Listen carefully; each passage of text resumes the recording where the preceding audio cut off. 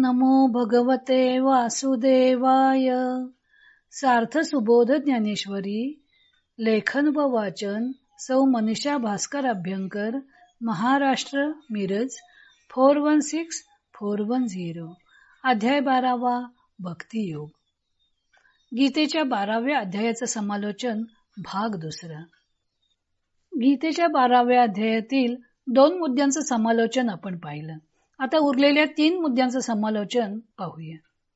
निर्गुणोपासक सुद्धा परमात्म्यालाच येऊन मिळत असले तरी त्यांचा मार्ग कष्टाचा आहे. सगुणोपासकाचा भगवंत स्वतः उद्धार करतात. मग निर्गुणोपासकांची गती काय होते असा प्रश्न निर्माण होईल. म्हणून भगवंत सांगतात की जे अक्षर, अव्यक्त, सर्वव्यापी, अविकारी, अचिंत्य अशा परमात्म्याची उपासना करतात, सर्व ठायी ज्यांची समबुद्धी असते, सर्व भूतमात्रांचे हित करतात, ते निर्गुणोपासक सुद्धा परमात्म्याला जाऊन मिळतात. पण त्यांचा हा मार्ग कष्टाचा आहे, कारण देहधारी लोकांना अव्यक्त ब्रह्माची प्राप्ती मोठ्या कष्टाने होते. पुढचा भाग आहे अर्जुनाला भक्तीचा उपदेश. श्लोक आहेत 8 ते 11. 2 मार्गांची तुलना करून भगवंतांनी अर्जुनाला 8 ते 11 श्लोकांमध्ये भक्तीचा उपदेश केलेला आहे. भगवंत अर्जुनाला सांगतात की माझ्या ठिकाणीच मन ठेव, माझ्यातच बुद्धी स्थापन कर, त्यामुळे तू माझ्यातच राहशील. मन आणि बुद्धी भगवंतांच्या ठायी ठेवणे हा या भक्तीतील मुख्य भाग आहे. मन व बुद्धी एकदम सर्व काळ भगवंतांच्या ठायी स्थिर होणार नाही. त्यासाठी अभ्यासाची आवश्यकता आहे. अभ्यास म्हणजे पुन्हा पुन्हा प्रयत्न करणे. देह धारण केला आहे तर मनुष्य 24 तास भगवंतांच्या ठायी मन व बुद्धी ठेवून कसा काय राहू शकेल? देह धारण केला आहे तर त्याला कर्मे तर करावीच लागणार. मग ती सर्व कर्मे आपण भगवंतांच्या प्रित्यर्थ करत आहोत असा भाव ठेवून ती भगवंताला अर्पण करण्याचा अभ्यास केला की आपोआप सर्व काळी भगवंतांच्या ठायी मन जडून राहील. भगवंता प्रित्यर्थ कर्म करायचं म्हणजेच त्या कर्माचे फळ आपल्याला मिळावे अशी इच्छा ठेवायची नाही. इदम न मम या भावनेने ते कर्म करायचं आहे. सर्वच कर्मांच्या फळाचा त्याग करायचा आहे. फलप्राप्तीची कामना नसली की मनुष्य कर्तव्य म्हणून कर्म करेल. ती कर्मे आपण भगवंता प्रित्यर्थ करत आहोत असा भाव असला की आपोआपच मन आणि बुद्धी भगवंतांच्या ठायी स्थिर होण्यास मदत होईल. अशा प्रकारे मन व बुद्धी स्थिर करण्याचा अभ्यास कसा करायचा आहे त्याच्या 4 पायऱ्या भगवंतांनी सांगितलेल्या आहेत. भगवंतांनी सांगितलेल्या 4 टप्प्यांचा निष्कर्ष. श्लोक 12. 12व्या श्लोकात या 4 टप्प्यांचा निष्कर्ष सांगितलेला आहे. श्रेयो हि ज्ञानम अभ्यासात, ज्ञानात ध्यानम विशिष्यते, ध्यानात कर्म फल त्यागस, त्यागात शांतीरनंतरम. अभ्यासात, ज्ञानात, ध्यानात अशी येथे पंचमी विभक्तीने युक्त अशी पदे आहेत. पंचमीचा वापर 2 प्रकारे केला जातो. दोघातील तुलना करण्यासाठी पेक्षा या अर्थाने आणि ऊन हून पासून या अर्थानं. पेक्षा अर्थ घेतला की श्लोकाचा अर्थ असा होतो की अभ्यासापेक्षा ज्ञान श्रेष्ठ आहे, ज्ञानापेक्षा ध्यान श्रेष्ठ आहे, ध्यानापेक्षा कर्मफल त्याग श्रेष्ठ आहे व त्यागापेक्षा शांती श्रेष्ठ आहे असा अर्थ निघतो. पण दुसरा अर्थ घेतला की एकातून एक निर्माण होते असा अर्थ निघतो. अभ्यासातून ज्ञान निर्माण होतं, ज्ञानामुळे ध्यान होतं, ध्यानामुळे कर्मफल त्याग होतो व कर्मफल त्यागामुळे शांती प्राप्त होते असा या श्लोकाचा अर्थ होईल व तोच येथे संयुक्तिक दिसून येतो.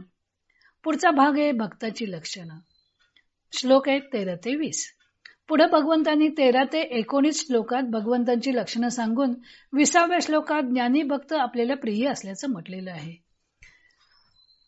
भूतमात्रांविषयी द्वेष न करणे, सर्व प्राणीमात्रांविषयी मैत्रीची भावना असणे, अकारण दया करणे, माझेपणाचा त्याग करून निर्मम असणे, मीपणाचा त्याग करून निरहंकारी असणे, सुखदुःखाच्या ठायी समबुद्धी असणे, क्षमाशील असणं, नित्य संतुष्ट असणं, चित्ताचे नियमन करणं, भगवंतांच्या ठायी मन दृढपणे ठेवणे, मन व बुद्धी भगवंतालाच अर्पण करणे, कोणत्याही प्राणीमात्राला त्रास न देणे, लोकांनाही अशा भक्ताचा उबग न येणे, हर्ष, क्रोध, भय, उद्वेग यापासून मुक्त असणे, कसलीही अपेक्षा नसणे, अंतर्बाह्य शुद्ध असणे, अंतिम तत्वाविषयी सावध, उदासीन असणे म्हणजे समबुद्धी असणे, अंतिम तत्वाविषयी सावध असणे, उदासीन असणे म्हणजे समबुद्धी असणे, म्हणून दुःखमुक्त असणे, सर्व प्रकारच्या कर्मांचा आरंभांचा त्याग करणे आणि कर्तृत्वाचा अभिमान न बाळगता कर्म करणे,